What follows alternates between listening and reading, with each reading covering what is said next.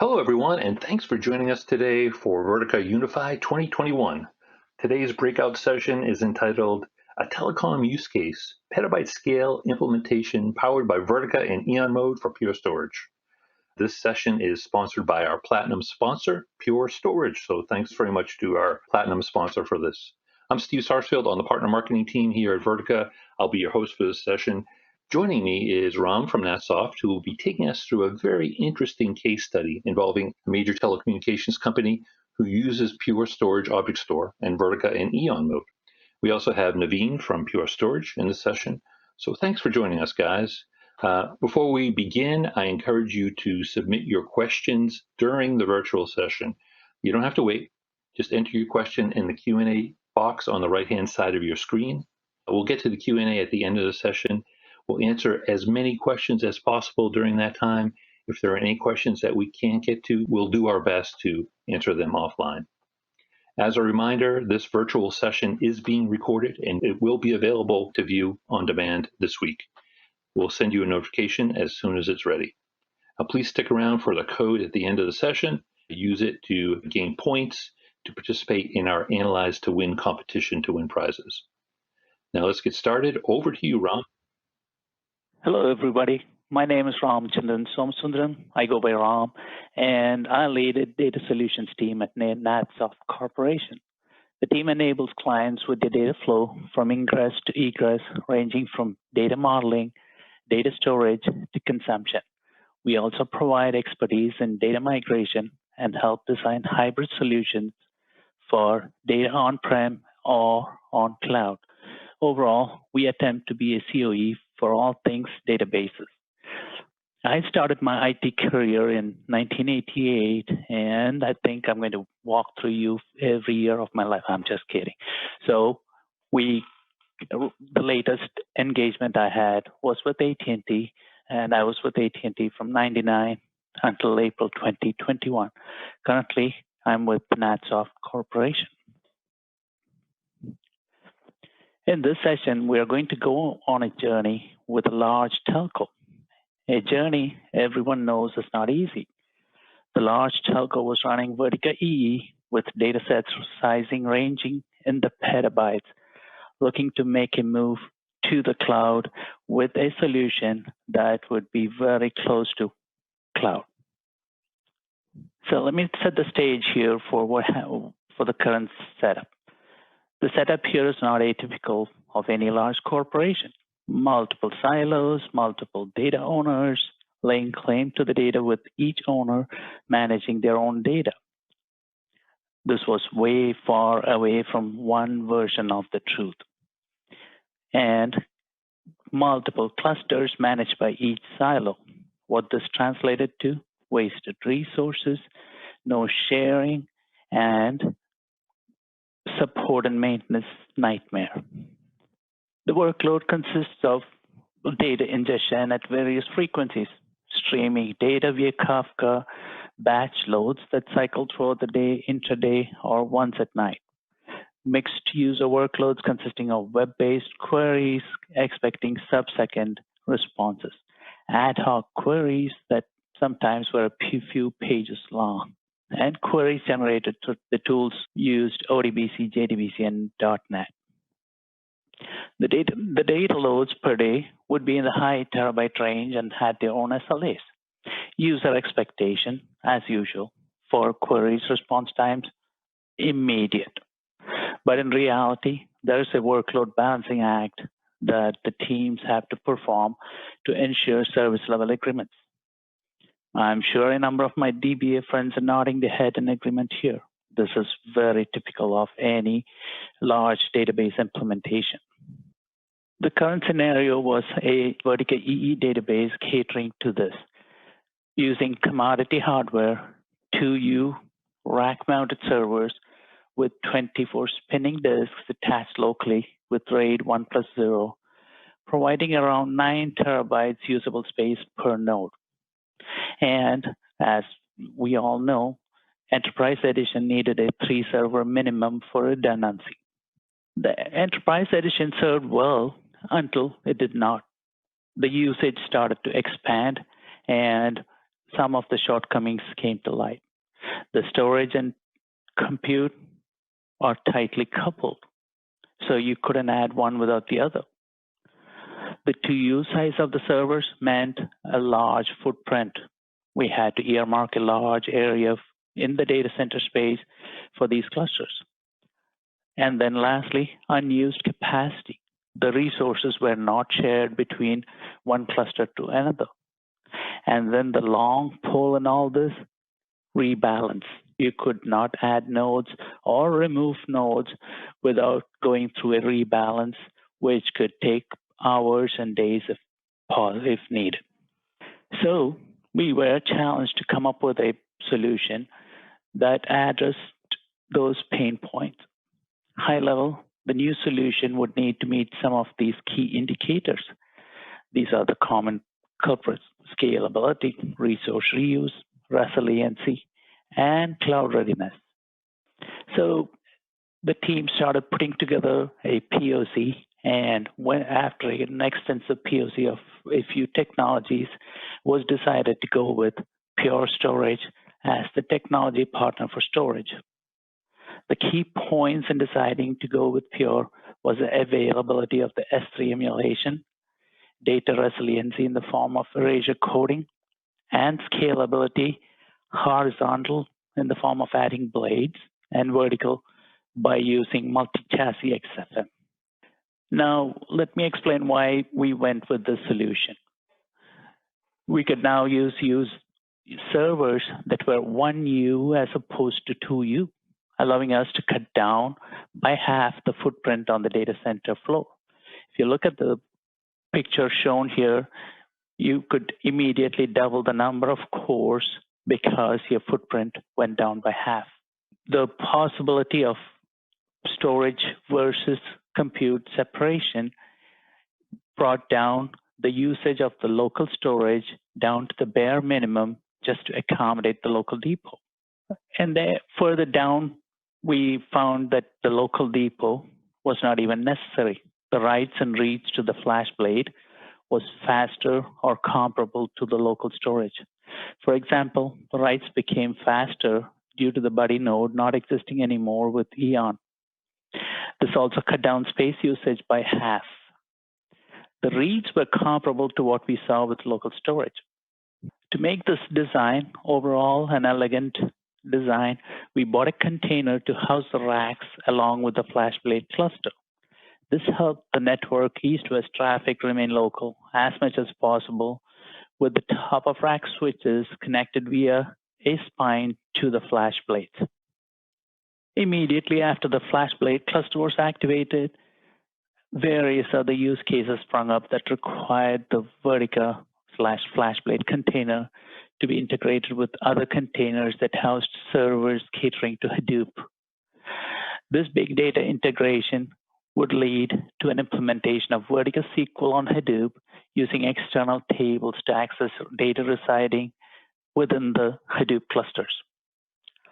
Sometimes success can be your own enemy, and in this case, the first cluster was so successful that an XFM implementation was required to accommodate additional data space requirements in the form of multi-chassis, enabling close to 3.7 petabyte of usable space.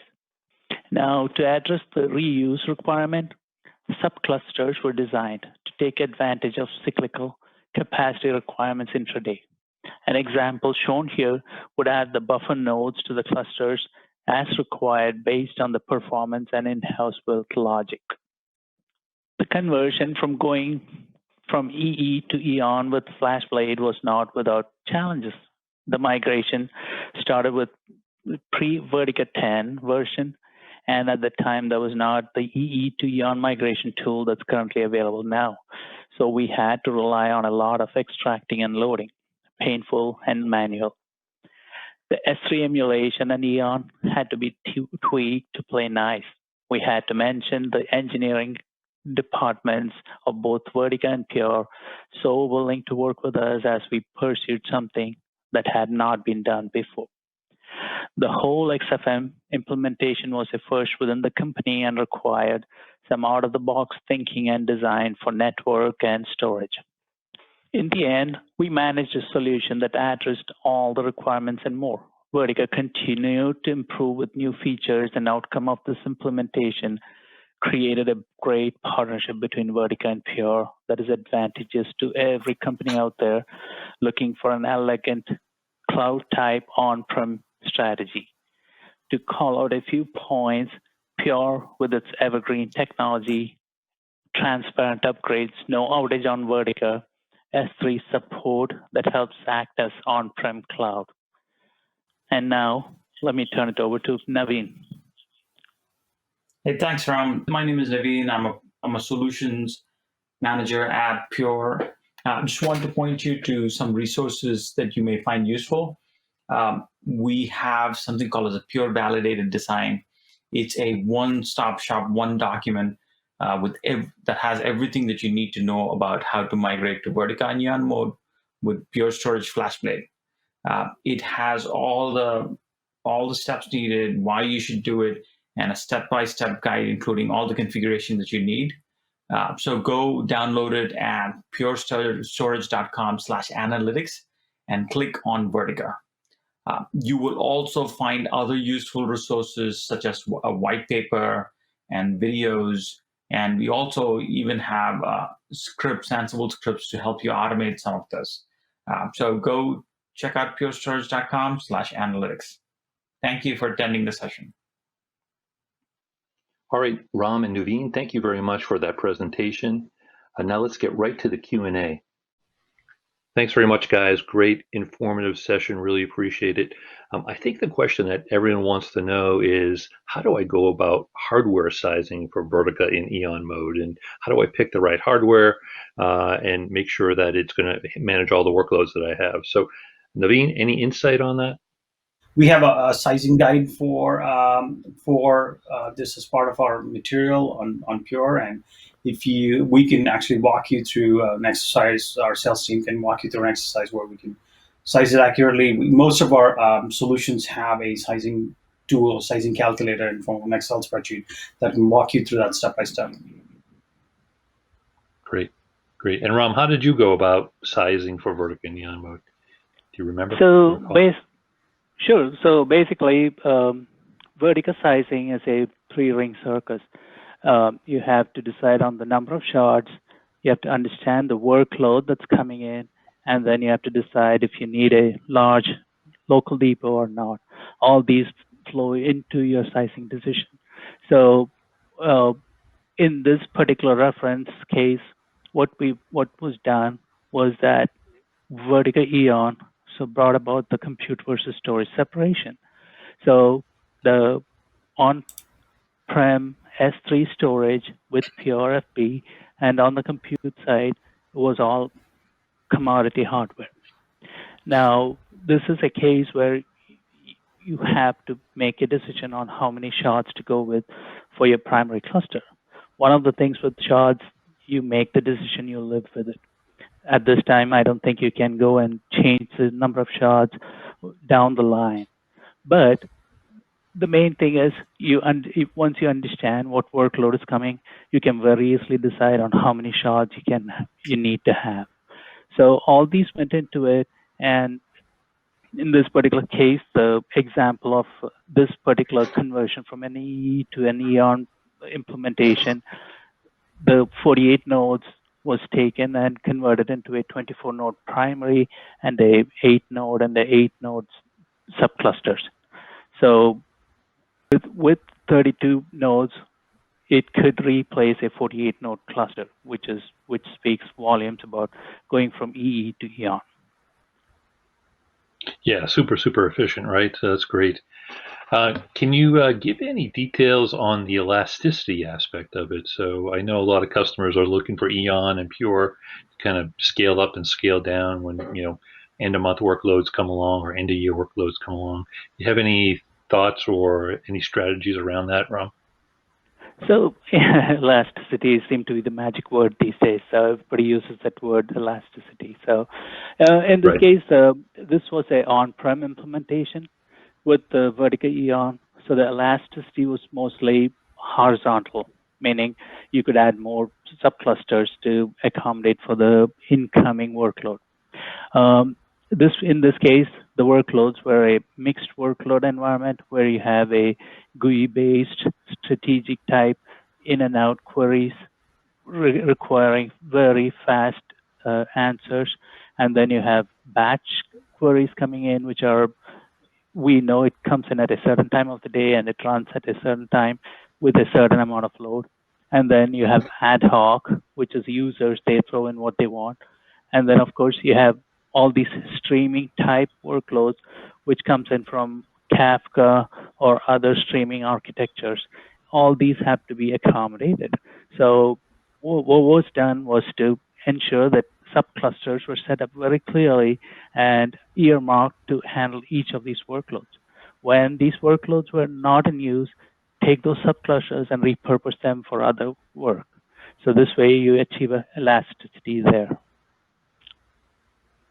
Sounds good. Sounds great. And yeah, I mean, for sizing, I know, Naveen, we can definitely get that guide. So we should include a link to that guide for sizing and all things Verica and Pure together.